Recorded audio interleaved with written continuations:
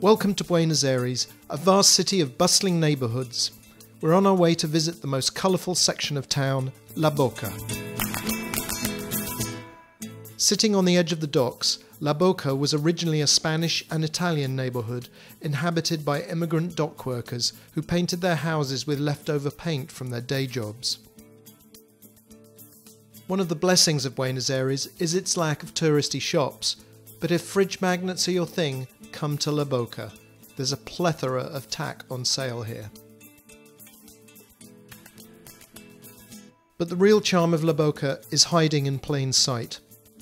Ignore the hawkers trying to funnel you into cafes and search out the examples of sign paintings and murals and the well-worn patina of the place, and you'll start to get a sense of what La Boca was like before people like me started showing up. It seems that La Boca has also a love for papier-mâché sculptures, and it's here that we first get to see Evita waving to the crowds from her balcony along with husband Juan. They've been joined by Maradona, who evidently jumped into a time machine to appear along beside them.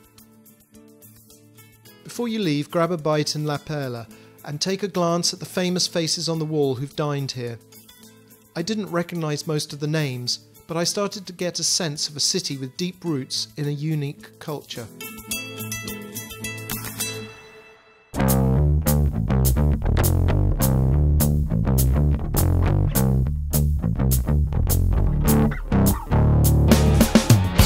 To get a real sense of the city's most famous dead resident, travel across town to the Evita Museum.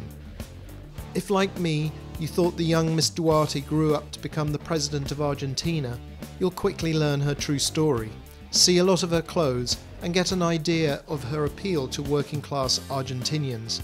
And there's not a single reference to Andrew Lloyd Webber anywhere. Real Evita-philes should also visit the cemetery in Ricoleta, where the young lady's remains were finally buried. And while strolling amongst the memorials, you're once more reminded that this is a culture with a history of its own that is run parallel but separate from the Northern Hemisphere.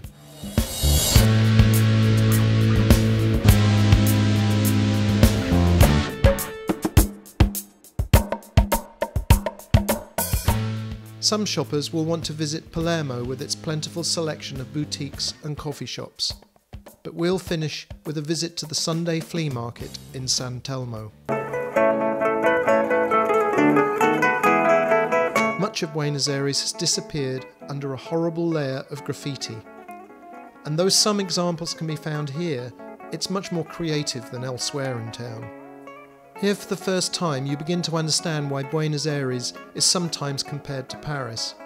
And there are delightful things to buy or just stare at in every corner of the market, whether it's hats, plates, enamel signs, a wooden horse, a puppet theatre, or very large taps.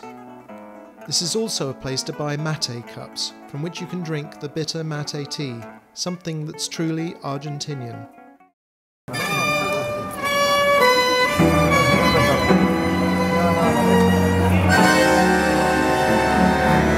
And here at last you get a real taste of the local music and artistic heart of the city.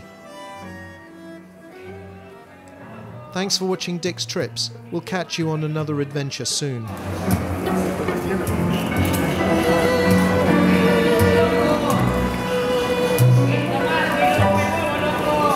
hoy la infamia da el sendero y el amor mata en tu nombre, Dios lo que ha besado.